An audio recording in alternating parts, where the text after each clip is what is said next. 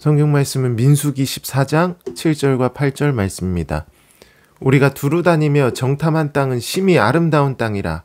여호와께서 우리를 기뻐하시면 우리를 그 땅으로 인도하여 들이시고 그 땅을 우리에게 주시리라. 이는 과연 젖과 꿀이 흐르는 땅이니라. 두려운 마음, 하나님께 대한 믿음. 자, 오늘은 우리가 새로운 인물을 함께 배울 거예요. 누구냐면 바로 에브라임 지파이고 또 나중에 모세를 이어 이스라엘의 지도자가 되는 여호수아라는 인물입니다. 물론 지금은 이스라엘의 지도자가 아직 아니거든요. 하지만 오늘 말씀은 왜 여호수아가 나중에 이스라엘의 지도자가 되는지, 왜 그가 하나님께 인정을 받았는지를 잘 보여주는 사건 중 하나입니다. 그래서 우리가 오늘은 여호수아에 대해서 함께 차근차근 살펴봤으면 하는데요. 자, 이어서 그림을 보면 이 그림이 무슨 내용인지 이제 다 아실 거예요. 우리가 알듯이 이스라엘 백성이 애굽을 나왔을 때 홍해라는 거대한 바다를 만났잖아요. 그런데 하나님께서 그 홍해를 친히 갈라주셔서 백성들이 무사히 건널 수 있었던 거예요. 우리가 지금 이걸 그림으로 봐도 물이 갈라지는 엄청난 기적이잖아요. 그런데 이걸 직접 보고 경험한 이스라엘 백성들의 느낌은 어땠을까요? 와, 하나님은 정말 대단하시구나. 하나님의 능력은 끝이 없구나. 라고 백성들은 생각을 했을 거예요. 이처럼 이스라엘 백성들은 광야에서 하나님의 놀라운 능력을 정말 수도 없이 그들은 경험했던 겁니다. 자, 그런데 이스라엘 백성들이 이렇게 광야에서 하나님의 여러 기적을 경험하고 드디어 가나안 땅을 앞두게 된 거예요. 사실 이때 이미 이스라엘 백성들은 가나안 땅에 거의 다 도착한 상태였어요. 그래서 가나안 땅에 거의 다 왔으니까 백성들은 이제 가나안 땅에 누가 살고 있는지, 또 가나안 땅의 상황이 어떠한지를 이제 확인해야 한다고 생각을 한 거예요. 그래서 모세는 가나안 땅을 미리 가서 보고 살펴볼 정탐꾼을 뽑기 시작을 한 거예요. 우리가 배웠지만 이스라엘 백성들은 총 12지파로 구성이 되거든요. 그래서 모세는 12지파에서 한 사람씩 대표자를 뽑아서 총 12사람을 정탐꾼으로 뽑은 겁니다. 그리고 그들을 보내서 가나안 땅의 상황이 어떠한지를 미리 정탐하도록 한 거예요. 자, 그래서 모세는 이렇게 12정탐꾼을 보내면서 그들에게 몇 가지 임무를 맡겼습니다. 먼저 첫째는 가나안 땅에 사는 사람들을 정탐하도록 했어요. 무슨 말이냐면 거기 사는 사람들이 어떤 민족인지, 또 그들의 인구는 얼마나 많은지, 또 군인들은 얼마나 많은지를 조사해서 그들과의 전쟁을 준비하려고 했던 거예요. 그리고 둘째는 가나안 땅이 어떤 땅인지를 조사하도록 했어요. 왜냐하면 전쟁을 할 때 그 땅이 평평한 평지는 아닌지, 또 높은 산은 아닌지, 이렇게 땅에 따라서 싸우는 방법이 달라질 수 있잖아요.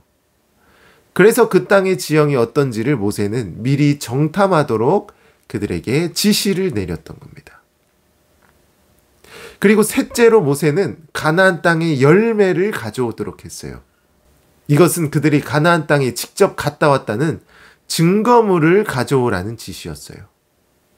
그리고 또 가나안 땅은 하나님께서 약속하신 젖과 꿀이 흐르는 땅이기 때문에 그곳의 열매를 통해 그 땅이 얼마나 좋은지를 백성들에게 미리 보여주려는 생각으로 모세는 그걸 가져오도록 했던 거예요. 자, 그래서 시간이 흘러 40일 후에 12정탐꾼이 가나안 땅을 미리 다 살펴보고 돌아온 겁니다. 그런데 그들이 가져온 열매를 보니까 놀랍게도 열매가 이렇게 엄청나게 큰 거예요. 이게 결국 무엇을 의미하냐면 가나안 땅이 하나님의 약속대로 너무 비옥하고 정말 젖과 꿀이 흐르는 좋은 땅이라는 걸 너무 잘 보여주는 겁니다. 자, 그래서 정탐꾼들이 이렇게 거대한 열매를 가져왔는데 그 정탐꾼 중 10명이 갑자기 인상을 쓰면서 백성들에게 이런 말을 하는 거예요. 여러분, 우리가 가나안 땅을 정탐하고 왔습니다. 그런데 그 땅에 보니까 이렇게 열매가 엄청 크기도 했지만 누구도 컸냐면 그 땅에 사는 가나안 민족도 엄청 거대했습니다. 라고 백성들에게 말하는 거예요. 그리고 10명의 정탐꾼은 계속 뭐라고 얘기하냐면, 여러분, 만일 우리가 그들과 전쟁을 하게 되면 우리는 메뚜기처럼 그들에게 밟히게 될 겁니다. 그들은 너무 강합니다. 우리는 절대 이길 수 없습니다. 라고 막 백성들에게 안 좋은 얘기를 하는 거예요. 자, 그래서 백성들이 그 얘기를 듣고 다 절망에 빠지게 된 거예요. 그리고 백성들은 다 같이 입을 모아서 또 모세와 아론을 원망하기 시작을 한 거예요. 그래서 모세에게, 야, 모세, 네가 쓸데없이 애굽에서 우리를 끌고 와서 우리가 여기서 죽게 되었잖아. 다 너 때문이야. 너 때문에 이렇게 된 거야. 라고 막 소리를 지르면서 모세를 원망하기 시작을 했던 거예요. 자, 그런데 이렇게 모든 백성들이 모세를 원망할 때 정탐꾼 중 2사람이 갑자기 소리를 외치기 시작을 한 겁니다. 누구냐면 바로 여호수아와 갈렙이에요. 갈렙과 여호수아는 그래서 백성들에게 이렇게 소리를 쳤어요. 여러분, 가나안 땅을 우리는 정복할 수 있습니다. 하나님께서 우리와 함께 하시기 때문에 우리가 이길 수 있습니다. 라고 큰 소리로 백성들에게 말했던 거예요. 실제로 이스라엘 백성들은 하나님께서 홍해도 갈라주셨고 또 하늘에서 만나와 메추라기도 내려주셨고 이렇게 수많은 기적으로 그들은 여기까지 오게 되었던 거예요. 그러니까 하나님께서 앞으로도 백성들과 함께 하시면 어떤 적이 와도 끄떡없이 충분히 이길 수 있었던 거예요. 그래서 갈렙과 여호수아는 백성들에게 이길 수 있다고 계속 소리 높여서 외쳤지만 백성들은 그들의 말을 듣지 않고 여전히 이길 수 없다고 생각하며 모세와 아론을 계속 원망했던 거예요.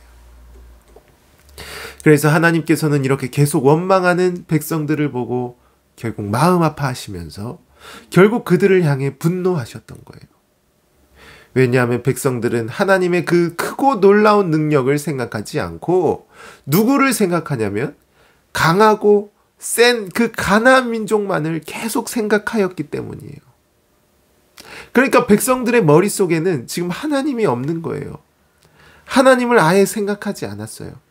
그들은 오로지 가나안 민족의 좋은 무기와 그들의 덩치만을 생각하면서 공포에 질렸던 거예요. 그래서 하나님께서는 결국 이렇게 하나님을 생각하지도 않고 믿지도 못하는 백성들에게 진노하시고 그들에게 큰 징벌을 내리신 거예요. 그래서 이스라엘 백성 중에는 하나님을 끝까지 잘 믿었던 모세와 아론과 그리고 여호수아와 갈렙을 빼고 다른 사람들은 다 광야에서 죽도록 하나님께서 징벌을 내리신 거예요.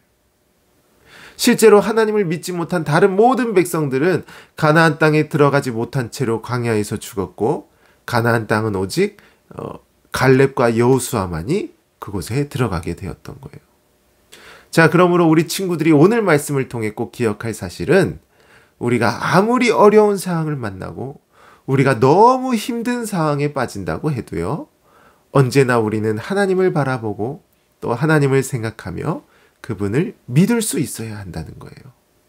실제로 가나안 땅을 앞둔 이스라엘 백성들은 하나님을 믿고 바라보지도 않았고 오직 가나안의 그 무서운 백성들만을 바라보았거든요. 그래서 그들만 생각하다 보니까 결국 큰 공포에 질리게 되었던 거예요. 그런데 우리는 이렇게 어려운 상황에서 우리도 이렇게 어려운 것만을 생각할 게 아니라 우리의 위대하신 하나님, 그 하나님의 놀라운 능력을 우리가 바라볼 수 있어야 한다는 겁니다. 따라서 우리 친구들이 오늘 말씀을 잘 기억하시고 정말 하나님의 그 위대하심을 바라보며 항상 하나님만을 믿고 의지하는 그런 복된 우리 유년부 친구들이 되시기 바랍니다. 아멘. 살아계신 하나님 아버지, 오늘 우리가 가나안 땅을 앞둔 이스라엘 백성들이 12 정탐꾼을 보낸 이야기를 함께 배웠습니다. 12 정탐꾼이 모두 똑같이 가나안 땅을 보고 왔지만 그중 10명은 그 땅의 백성들만 생각하며 공포에 질렸고 오직 여호수아와 갈렙은 하나님을 온전히 바라보며 하나님께서 승리 주실 것을 참되게 믿었습니다. 우리 유년부 친구들도 여호수아와 갈렙처럼 아무리 어려운 상황에서도 절망하지 않고 크고 놀라운 하나님의 능력을 믿고 의지하며 당당하게 살아가는 복된 어린이가 되게 해주세요. 예수님 이름으로 기도합니다. 아멘.